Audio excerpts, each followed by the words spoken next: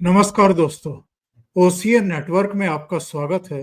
मैं हूं ओमकार चौधरी। तो अखिलेश भैया का जो नया बयान आया है, उससे ऐसा लग रहा है कि उपचुनाव के जो नतीजे आए, महाकुंभ में उन्होंने और कांग्रेसियों ने जो रायता फैलाने की कोशिश की थी, उसका भी कोई असर दिखाई नहीं दे रहा है। इसके अलावा अभी जो हमारी सेनाओं का पराक्रम रहा है, पहलगाम की घटना के बाद पाकिस्तान को जिस तरीके से धूल चटाई है, उससे न केवल प्रधानमंत्री नरेंद्र मोदी की जो कीर्ति पताका है, लोकप्रियता है, उसमें और बढ़ोतरी हुई है, बल्कि अभी बिहार में जो चुनाव होने जा रहा है, उसको लेकर के भी ये इंडी अलायंस के घटक दलों के जितने नेता हैं, उनकी पेशानी पर चिंता की लकीरें दिखाई दे रही हैं। और उसके बाद फिर पश्चिम बंगाल का चुनाव और 2027 आते आते 5 राज्यों के चुनाव, जिनमें उत्तर प्रदेश, उत्तराखंड, पंजाब, गोवा और मणिपुर। तो जहां जहां ये चुनाव होने जा रहे हैं, वहां वहां के जो क्षेत्रीय दलों के नेता हैं, उनके पेट का पानी ढीला होता हुआ दिखाई दे रहा है। अखिलेश यादव की प्रेस कॉन्फ्रेंस और उसमें ये कहना कि गठबंधन के साथ ही विधानसभा चुनाव लड़ेंगे, ये एक तरीके से घबराहट को ही प्रदर्शित करता है। मेरे साथ लखनऊ से जुड़ रहे हैं वीरेंद्र नाथ भट्ट साहब, वरिष्ठ पत्रकार, बहुत ही अनुभवी, उत्तर प्रदेश की कम से कम 3 साढ़े 3 दशक की 4 दशक की राजनीति और सारे उतार चढ़ाव वो बहुत बारीकी से और नजदीकी से देखते रहे हैं, कवर करते रहे हैं। उन्हीं के साथ जुड़ते हैं और समझने की कोशिश करते हैं। वीरेंद्र जी, बहुत स्वागत है। नमस्कार। नमस्कार। वीरेंद्र जी, जो प्रेस कॉन्फ्रेंस की है और सुनते हैं मुस्लिम नेताओं के साथ कोई मीटिंग भी हुई है अखिलेश यादव की, थोड़ा सा जरा इस पर प्रकाश डालिए। जो उन्होंने कहा है उसका मतलब क्या निकाला जाए, जो ऐलान देखिए, किया है ये क्यों किया है? मुसलमान नेताओं को तो बिठाना उनकी मजबूरी हो गई है। लगातार उनको मुसलमानों को मैसेज करना है कि हम आपके लिए हैं। लेकिन अब उनकी समस्याएं इसलिए बढ़ रही हैं कि आप पिछले आज 35 साल हो गए हैं। मुसलमानों, तुम मत घबराना, हमारी लाठी तुम्हारी रक्षा करेगी। आप अब तक खाली कहते रहे और योगी जी ने, मोदी ने करके दिखा दिया। और अब इनकी समस्या ये बढ़ रही है, जिस तरीके से संभल में नवंबर 2024 में जिला कोर्ट के आदेश पर वहां पे सर्वे हो रहा था, और जिस तरीके से वहां पे उस सर्वे टीम पे मुसलमानों ने हमला किया, उसके बाद पुलिस ने भीड़ को संभाला। उसमें पत्थरबाजी हुई, गोली चली भीड़ की ओर से, 4 लोग मारे गए। और उसके बाद से जिस तरीके से सरकार ने वहां अभियान चलाया अवैध कब्जों को साफ करने का, सन 47 में वहां पे आबादी हिंदुओं की 48% थी, आज हट के 12-15% रह गई है। ये आबादी कहाँ गई? तो अब जिस तरीके से संभल में जो वहां पे जो अपराध के खिलाफ जो अभियान चल रहा है, तमाम फर्जी सरकारी जमीन पे कब्जा करके जो है दरगाहें, मजारे, मस्जिद बना ली गई, मकान बना लिए गए। ये आपको मालूम है, पिछले 7-8 महीने में बहुत वहां पे जबरदस्त अतिक्रमण रोधी अभियान चला है। अखिलेश यादव उस पर कुछ बोल नहीं पाए, केवल जो लोग मारे गए थे उनको 5-5 लाख रुपया भिजवा दिया। उसके बाद वहां पे संभल में पुलिस ने, अमरोहा में, मुरादाबाद में, संभल में जो नेजा मेला है, यानी इस्लामी जो इन्वेडर थे, जो आक्रांता थे, उनका भाला जो उन्होंने हिंदुओं के सीने पे गाड़ा था, इस्लाम की काफिरों पे विजय का स्मारक का प्रतीक होता है ये आपका उर्स। नेजा माने भाला। तो अब वहां पे 3 जगह जो है आपका नेजा मेला बंद हो गया। फिर बहराइच में बंद हो गया, अयोध्या में बंद हो गया, फैजाबाद में बंद हो गया, और बाराबंकी में बंद हो गया। और जिस तरीके से अभी इंडो नेपाल बॉर्डर पर जो श्रावस्ती में, भिंगा में, सिद्धार्थनगर में और तमाम जिलों में जो भारत नेपाल की सीमा पर अवैध कब्जा करके जो सैकड़ों मस्जिदें और मदरसे और दरगाह बनाई गई थी, उन सबको ध्वस्तीकरण किया गया। तो कोई तो ये, चूंकि सरकार की कार्रवाई एकदम कानून सम्मत है, तो कोई कुछ बोल नहीं पा रहा है। ये केवल जो है बहराइच का जो सैयद सलार गाजी सैयद, काफिरों की हत्या करने वाले को गाजी कहा जाता है, और यूपी में जिले का नाम है गाजीपुर। ये हाईकोर्ट भी गए थे, वहां से भी राहत नहीं मिली है। तो अब जो जो अब जिस तरीके से यूपी में बीजेपी ने जो गंगो जमन तहजीब के नाम पर, कौमी यकजहती के नाम पर, हिंदू मुसलमान भाईचारा के नाम पर जो जो उत्तर प्रदेश के देश के समाज का जो इस्लामीकरण का अभियान जो पिछले 75 ईयर्स से चल रहा था, अब उसके खिलाफ जो है जो अभियान शुरू किया है सरकार ने समाज के स्तर पे सब जगह, तो समाजवादी पार्टी को बड़ी समस्या आ रही कि इसको काउंटर कैसे किया जाए। और ये जो अवैध दरगाह मजार और जो मस्जिद और ये मदरसे थे, ये एक अजीब किस्म का ऑटोनोमस सरकार के सारे नियंत्रणों से, कानूनों से मुक्त एक इनका एक अपना इकोसिस्टम चल रहा था, जहां पे इनके लिए आमदनी के का एक ठोस आधार बन गया था, और उसमें बड़ा पैसा हिंदुओं की ओर से ही आ रहा था दरगाह पे चढ़ावे के रूप में। तो वही स्लीपर सेल भी होते थे, वही रोहिंग्या भी बसते थे, वहीं पे जो है आपके बांग्लादेशी भी बसते थे, और हर तरह की अवैध जो है, वही गाय भी कटती थी, क्या क्या काम होते थे, स्मगलिंग भी होती थी, हथियारों की स्मगलिंग है, ड्रग की स्मगलिंग है, हर काम होता था। अब इससे बड़ा मोटा पैसा निकलता था, उसके ऊपर लग गई है रोक।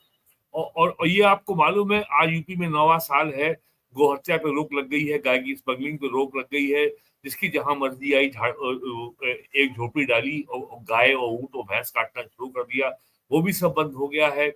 अवैध शराब का मामला बंद हो गया है। मेरठ में सूतीगंज का वो जो गाड़ियों की चोरी का बाजार बंद हो गया है।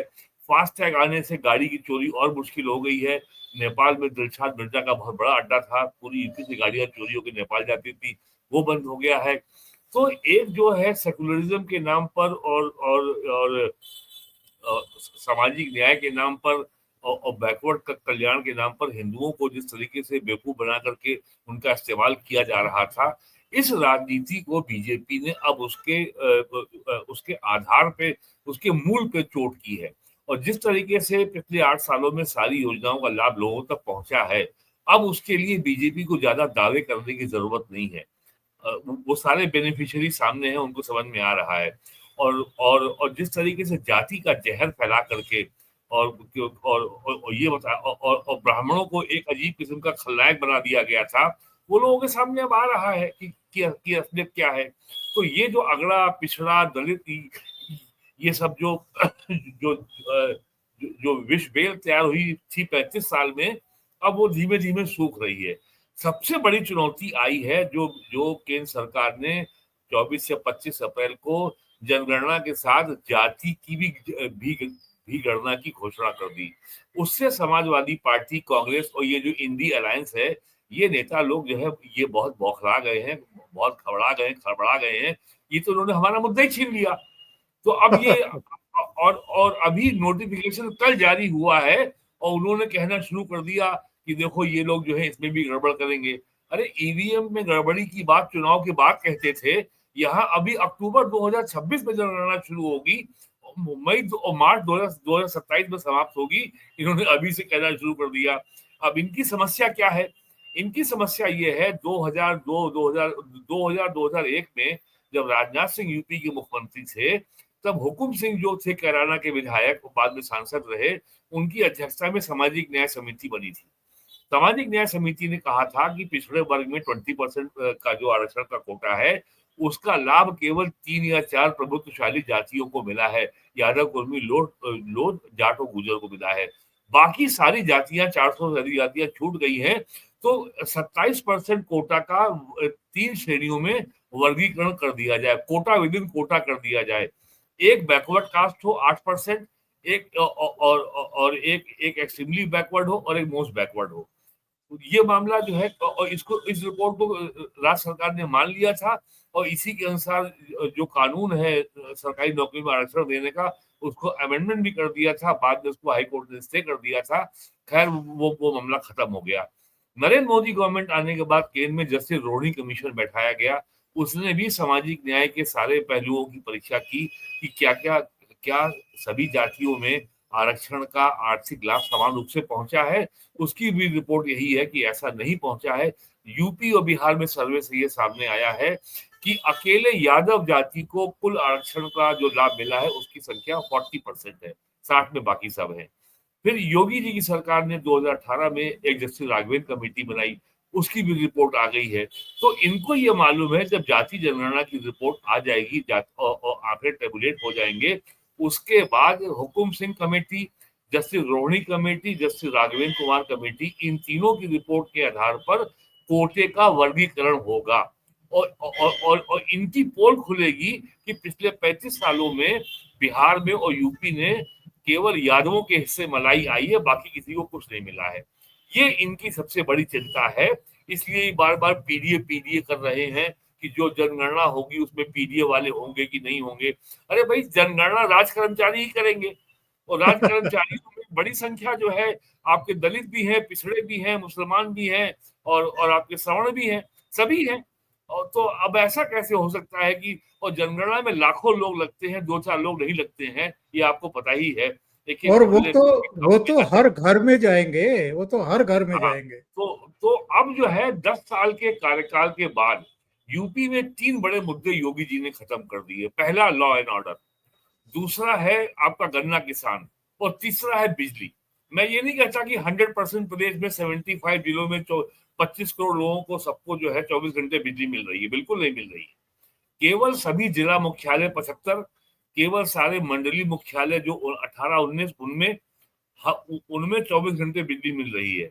लेकिन जो आपके टाउन एरिया है और जो नगर पालिका है, तहसील है, यहाँ भी 18-20 घंटे बिजली मिल रही है।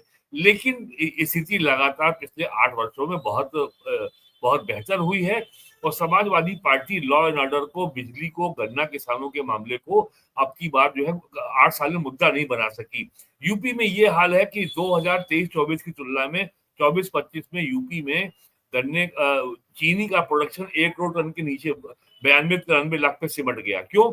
सारा गन्ना जा रहा है एथनॉल में। अब किसान का गन्ना सीधे खेत में जा रहा है और अब तुरंत पेमेंट हो रहा है। तो इसके नाते गन्ना किसान भी कहीं ज्यादा अब जो है नाराज नहीं है और लगभग अब तक 2.5 लाख करोड़ रुपए का पेमेंट किसानों को हो चुका है। अखिलेश यादव के 5 साल के कार्यकाल में कम से कम 6 रिट हुई थी इलाहाबाद हाई कोर्ट में किसानों संगठनों की ओर से कि साहब हाई कोर्ट जो है चीनी मिल को ये आदेश दे कि वो हमारे बकाये भुगतान, जो पैसा हमारा बकाया है उसका भुगतान करे। योगी जी के 9 साल में एक बार भी कोई रिट नहीं हुई, कहीं भी किसी भी कोर्ट में कभी कोई शिकायत नहीं हुई और न ही कहीं मुद्दा बना, ना विधानसभा में और ना विधानसभा के बाहर। तो लॉ एंड ऑर्डर मुद्दा नहीं है, बिजली की कमी मुद्दा नहीं है और गन्ना किसान मुद्दा नहीं है, पिछड़ों के संग जो है अत्याचार मुद्दा नहीं है, बेरोजगारी मुद्दा नहीं है, महंगाई मुद्दा नहीं है। तो अखिलेश यादव चुनाव किस आधार पर लड़ेंगे? 11 साल में समाजवादी में कांग्रेस 2014 से 2025, 17 जून 2025 के बीच में 11 साल में कांग्रेस एक पॉलिटिकल इडियम, एक राजनीतिक मुहावरा नहीं ढूंढ सकी जिसके आधार पर नरेंद्र मोदी सरकार को निशाना बनाया जा सके या उसकी लगातार आलोचना की जा सके। आज ही मैं खबर देख रहा था दूरदर्शन पे एक अन्य चैनल पे, कम से कम आधा दर्जन से ज्यादा ट्वीट कांग्रेस के थे और पीआईबी ने कहा ये सारी खबरें मिसलीडिंग है, फेक है, फेक है, फेक है, फेक है। कांग्रेस ने यहां तक कह दिया कि जनगणना का जो नोटिफिकेशन है वो झूठा है, उसमें जाति शामिल नहीं है, उसको भी झूठा बता दिया। पीआईबी ने कहा कि भाई ये तो बिल्कुल ठीक, यानी प्रेस इंफॉर्मेशन ब्यूरो ने कहा ये मिसलीडिंग है। तो कांग्रेस तो लगातार झूठ बोल रही है। कभी वो कहते हैं G7 से मोदी को न्योता नहीं आया, कभी कहते हैं जनरल मुशर्रफ को जो है अमेरिका बुला लिया गया और भारत की बड़ी जो है इससे किरकिरी हुई, बड़ी ठेस लगी। अमेरिकन स्टेट डिपार्टमेंट ने खुद बयान देकर जारी कहा कि हमने किसी देश के सेना अध्यक्ष को अपनी अमेरिकी सेना की 250वीं एनिवर्सरी के परेड पर हमने इनवाइट नहीं किया है।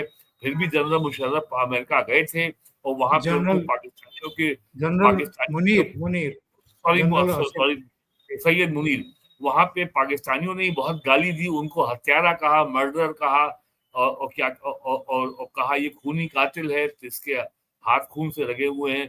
तो इतना ज्यादा झूठ बोला जा रहा है कांग्रेस की ओर से। अखिलेश यादव इस समय कांग्रेस के साथ झूठ बोलने की प्रतियोगिता में जुट गए हैं। तो उनके सामने बड़ी समस्या ये है कि मुद्दा क्या होगा। ईवीएम का मुद्दा वो 2017 से ही चला रहे हैं, लेकिन 7 साल के बाद 2024 में आपकी सीटें 5 से बढ़कर 37 हो गई, लेकिन ईवीएम की बेईमानी भी हो रही थी। तो सीटें आपकी जो है कैसे बढ़ के 5 से 37 हो गई। कांग्रेस को 6 सीटें मिल गई। 80 सीटों में 43 सीटें तो केवल समाजवादी पार्टी कांग्रेस की आ गई, और बीजेपी की सीटें जो कभी 60, कभी 65 और कभी 73 होती थी, वो घट के आ गई 33 पे। और ये तब हो रहा है जब जब ईवीएम के में गड़बड़ी हो रही है, ईवीएम में बेईमानी हो रही है। तो सवाल ये मुद्दा क्या रहेगा आपके पास, आप किस मुद्दे पे बीजेपी के ऊपर योगी आदित्यनाथ पे हमलावर होंगे। योगी आदित्यनाथ का अपने आप में अनूठा रिकॉर्ड बन गया है। वो प्रदेश के पहले ऐसे मुख्यमंत्री हैं जो लगातार 2 टर्म मुख्यमंत्री रहे हैं, और कभी ये अफवाह नहीं उड़ी कि भैया ये हटेंगे, हटाए जाएंगे, जाने वाले हैं, इस्तीफा देंगे, जो कांग्रेस का कल्चर था। 1980 से 1989 के बीच में 10 साल में कांग्रेस के 5 मुख्यमंत्री हुए। विश्वनाथ प्रताप सिंह, श्रीपति मिश्रा, एनडी तिवारी, वीर बहादुर सिंह और फिर एनडी तिवारी। 2 बार एनडी तिवारी हुए। 5 मुख्यमंत्री उनके 10 साल में हुए थे। यहाँ 10 साल में एक ही मुख्यमंत्री है। और दूसरी बात जो बात मोदी जी ने लगातार की है, परिवारवाद। बीजेपी कहती है कि हमारी पार्टी एक परिवार है, समाजवादी पार्टी कहती है कि हमारा परिवार ही पार्टी है। तो अब दोनों में बुनियादी फर्क हो गया कि नहीं हो गया। तो अब इनको ये जो है, जो एक तो मुद्दाहीनता, और सरकार जो है अगले चुनाव में, बीजेपी 2027 के चुनाव में अपने परफॉर्मेंस, अपनी उपलब्धियों के ठोस रिकॉर्ड के आधार पर चुनाव में उतरेगी। अब अखिलेश यादव अगर ये बताएंगे कि 2012 से 17 के बीच में हमने लखनऊ से आगरा के बीच में एक्सप्रेस वे बनवा दिया था, तो तब से तो योगी जी के राज में तो कम से कम 5,000 किलोमीटर के एक्सप्रेस वे बन चुके हैं। और सबसे ऐतिहासिक एक्सप्रेस वे जो चालू होने वाला है साल के अंत तक, वो है गंगा एक्सप्रेस वे, मेरठ से प्रयागराज। और अभी वो बहुत आगे जाएगा, बनारस भी जाएगा और भी आगे जाएगा वो। तो उपलब्धि वो होती है जो जनता अनुभव करे, नेता को दावा ना करना पड़े।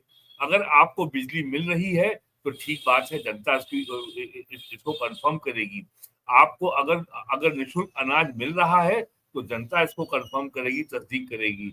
आपको क्या स्वास्थ्य बीमा का लाभ मिल रहा है, yes, people will say yes, we are getting it. Plus उसके अलावा तमाम है, फ्री बिजली है, एलपीजी कनेक्शन है, आवास है, शौचालय है, और हर घर जल योजना है, और बाकी जो जो डीबीटी के माध्यम से लोगों के खातों में जो पैसा पहुंच रहा है, अब तक लगभग 4 लाख करोड़ रुपया पिछले 7 सालों में जा चुका है लोगों के खातों में। तो एक तो है ठोस उपलब्धि, और दूसरा है ठोस पॉलिटिकल नैरेटिव। तो ये दोनों ही चीजें इस समय यूपी में विपक्ष के पास नहीं है। मुद्दा केवल यही है। 2024 के लोकसभा चुनाव में तो आपने झूठ फैलाया कि संविधान खत्म हो जाएगा, आरक्षण खत्म हो जाएगा।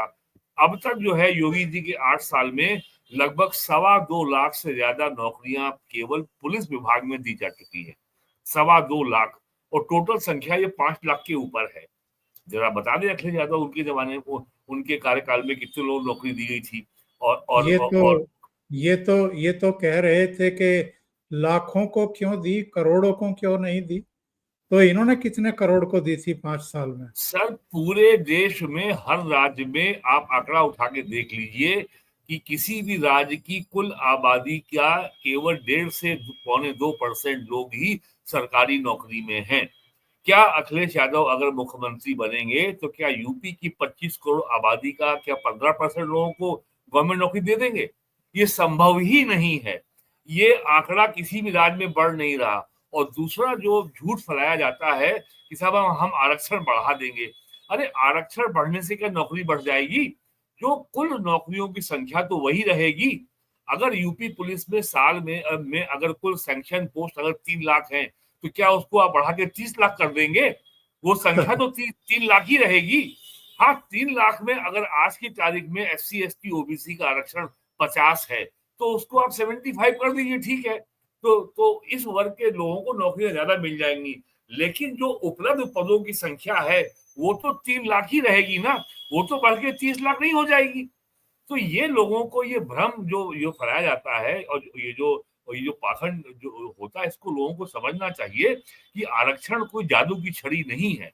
और वैसे भी अब सरकारी नौकरी का केवल है सरकारी प्राइमरी स्कूल में टीचर और पुलिस और होमगार्ड में सिपाही दरोगा, और कई नौकरियां अब वीरेन नहीं। जी, वीरेन जी, क्या अखिलेश यादव ने योगी आदित्यनाथ के काम करने के तौर तरीकों से, उनकी उपलब्धियों से घबरा करके हाथ खड़े कर दिए हैं और कहा है कि कांग्रेस के साथ गठबंधन में ही चुनाव लड़ेंगे? उनको सबसे बड़ा धक्का पहुंचाया है इमरान मसूद ने। इमरान मसूद जो सहारनपुर का एमपी है, वो भी एक समय में समाजवादी पार्टी का विधायक रह चुका है, और उसने साफ कहा है कि जिस आधार पर लोकसभा सीटों का बंटवारा हुआ था कि वो जो है आपने हमको 17 सीट दे दी और आप बड़े 63 के ऊपर। लोकसभा सीटों के का बंटवारा जिस फार्मूले के आधार पे हुआ था, उस आधार पर विधानसभा की सीटों का बंटवारा नहीं होगा। और ये मैं आपको बता दूं, कांग्रेस लोकसभा विधानसभा चुनाव में किसी भी हालत में 150 सीटों से कम पे तैयार नहीं होगी। और दूसरा, कांग्रेस की जो शर्त इनको परेशान कर रही है वो ये है कि जो मुस्लिम बाहुल्य सीटें हैं पश्चिम उत्तर प्रदेश की, कांग्रेस वो सीटें मांगेगी। तो समाजवादी पार्टी को ये सब चीजें जो हैं अब से बहुत समस्या आने वाली है।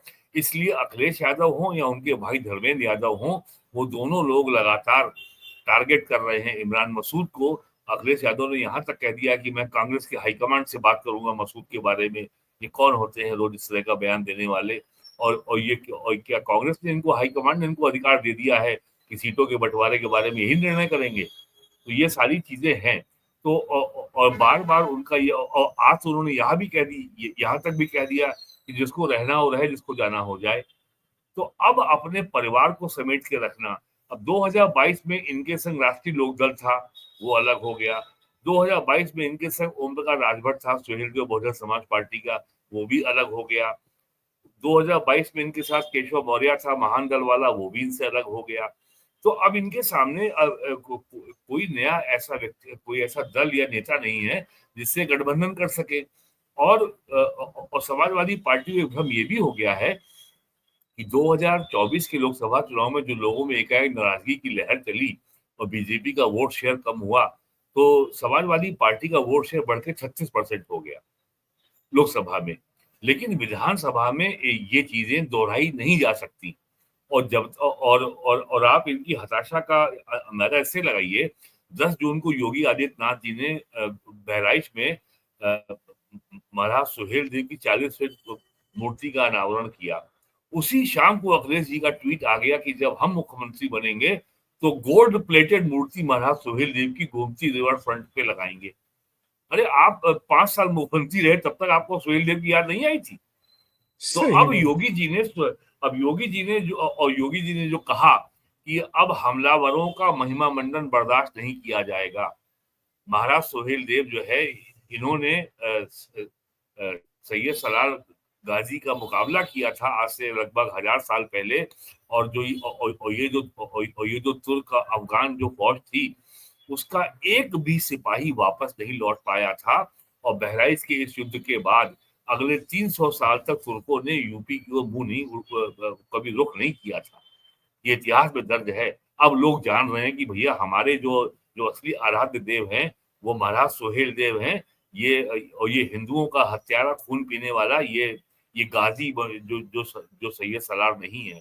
तो ये भी सवाल जो है इनको मस रहा है कि जब लोगों को अपने इतिहास के गौरवशाली जो अतीत की जब जब जानकारी होगी, तो कैसे समाजवादी पार्टी बोलेगी देखो ये तो हिंदू मुसलमान में बांट रहे हैं। अरे अपने हत्यारे की हम आराधना करेंगे? तो ये सारी बिल्कुल। बातें अभी और मैग्नीफाई होंगी। अभी आप देखिए आने वाले चुनाव में जो नेजा मेला है, ये पश्चिम से लेकर पूरा तक पूरे प्रदेश में मुद्दा बनेगा।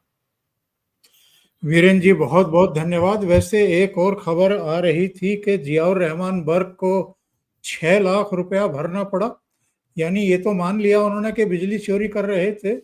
ऐसे ऐसे जी, तो सांसद हैं इनके।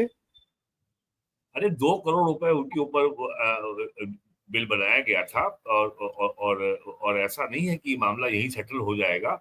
अभी तो उनके ऊपर बहुत गंभीर मामले हैं। नवंबर 2024 में जो वहां दंगा हुआ था उसमें तो एक्यूज हैं वो तो पुलिस वो तो जांच चल रही है, पुलिस जब चाहे उनको गिरफ्तार कर सकती है। बिल्कुल बिल्कुल। ऐसा थोड़ी है क्योंकि ऐसा थोड़ी क्यों छूट जाएंगे। बहुत बहुत धन्यवाद आपका वीरेंद्र जी, जुड़ने के लिए, इतना समय निकालने के लिए और महत्वपूर्ण मुद्दों पर चर्चा करने के लिए। Thank you so much. धन्यवाद आपका। नमस्कार।